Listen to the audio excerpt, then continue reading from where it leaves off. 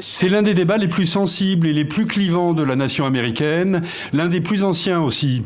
400 ans après l'arrivée des premiers esclaves sur le sol américain, l'année 2019 pourrait s'avérer déterminante pour les descendants d'esclaves afro-américains. Une politique nationale de réparation est un impératif moral, démocratique et économique. Je suis l'arrière-petit-fils d'une ancienne esclave.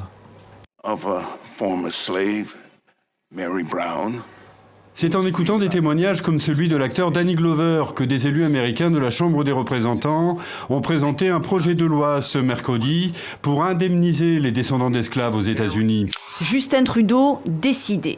Mardi, le Premier ministre canadien annonce relancer les travaux d'agrandissement de l'oléoduc Trans Mountain vers la côte ouest canadienne. Et pour devancer les opposants au projet, il veut dans la foulée rassurer. Nous sommes aussi engagés à mettre en œuvre un véritable plan pour protéger notre environnement et lutter contre le changement climatique. Des engagements loin de convaincre les défenseurs de l'environnement.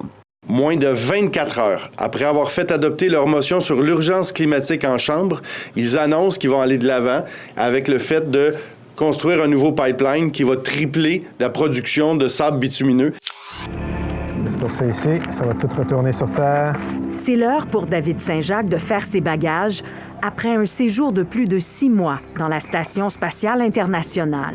Ses valises rentreront à bord d'une capsule cargo qu'il a lui-même attrapée avec le bras canadien. À bord de Soyouz, il ne pourra apporter qu'une toute petite boîte. Les objets les plus précieux, on les garde avec nous et on peut ramener sur le Soyouz l'équivalent à peu près d'une boîte de mouchoirs.